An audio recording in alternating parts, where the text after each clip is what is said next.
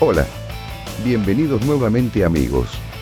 En este video voy a explicar cómo hacer ciertos movimientos especiales aéreos que incluyen el uso de adelante o atrás en sus comandos, de una forma rápida. Estos son las bolas de poder de Cabal, el abanico de Kitana y el fuego de Liu Kang.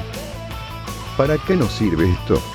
Estos movimientos especiales, como tantos otros, conllevan un tiempo de recuperación luego de ser ejecutados, es decir, un tiempo en el que los personajes quedan vulnerables luego de lanzar el movimiento. En el suelo los personajes quedan vulnerables e inmóviles por cierto tiempo una vez ejecutado el movimiento. En cambio, cuando son lanzados desde el aire, el tiempo de recuperación está determinado por el tiempo en el que tardan en volver al suelo según la altura en la que fueron lanzados. Esto quiere decir que si nosotros logramos ejecutar rápidamente una vez que el personaje despegó del suelo, vamos a tener una recuperación inmediata, lo cual lo convertiría en un movimiento muy seguro, ya que el personaje queda expuesto por un tiempo muy breve y spameable, ya que puede repetirse muchas veces en un corto periodo de tiempo en el caso de Cabal y Liu Kang. El abanico de Kitana no posee esta última propiedad mencionada, ya que debe pasar un tiempo más prolongado entre lanzamiento y lanzamiento. Primeramente voy a mostrar una forma simple de realizar esto, que es útil en ciertos casos y que más que nada es recomendable en teclado.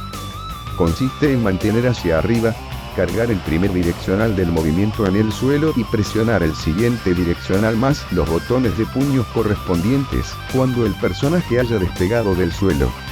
El problema de esta forma es que necesitamos algún método para impedir que el personaje despegue mientras mantenemos arriba y cargamos el primer direccional. Un método común es utilizando bloqueo, por lo que el movimiento es algo predecible.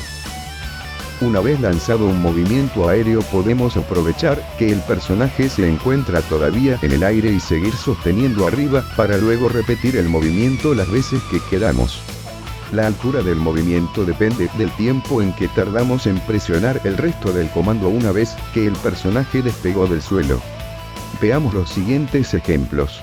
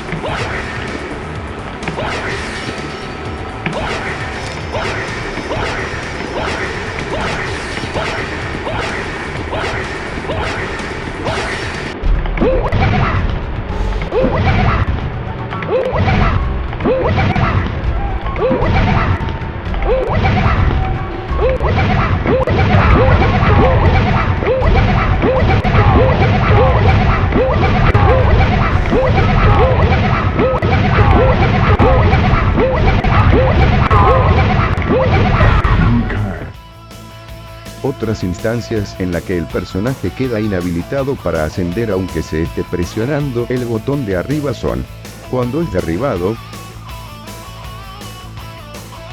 cuando se encuentra en el medio de un movimiento propio,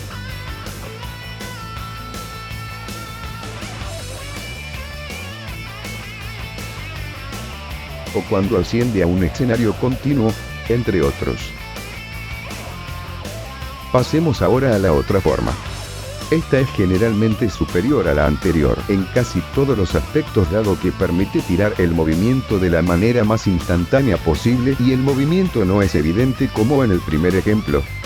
Además, esta forma es universal para todos los tipos de controles, stick, teclado y joypad. Se hace de la siguiente manera. Deben presionarse en el suelo los dos direccionales del movimiento e instantáneamente presionar arriba más los botones de puños correspondientes, o hacer el primer direccional, esperar una cierta cantidad de tiempo y presionar al mismo tiempo el diagonal conformado por el siguiente direccional más arriba, más los botones de puños. Este método de diagonal no es posible en stick. Si usamos diagonal, solo hay que asegurarse de dominar el tiempo entre el primer direccional y el resto del comando, y de presionar ese resto de comando al mismo tiempo. En Mortal Kombat 2 no funciona, hasta donde sé esta forma para Kitana, por lo que habría que recurrir a la primer forma mencionada. Con Liu Kang es posible, pero debe tomarse un mayor tiempo entre el primer direccional y el resto del comando. En Mortal Kombat 4 también funciona para Liu Kang. Pasemos a los ejemplos.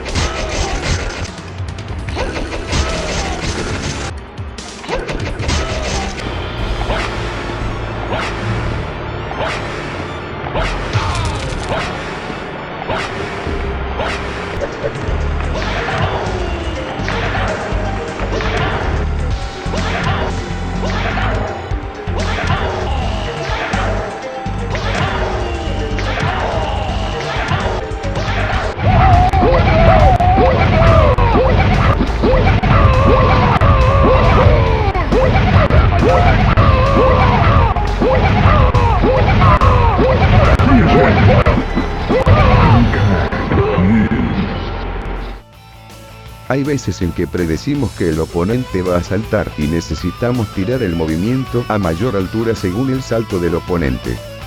Con esta forma el movimiento maneja una altura baja y constante y bien podría pasar por debajo de ellos. Para ese caso debemos utilizar la primer forma mencionada y retrasar el resto del comando a criterio para tener alturas variables del mismo. Esto fue todo por hoy. Espero que este tutorial les haya gustado y servido. Nos vemos en la próxima entrega. Saludos. Hasta pronto.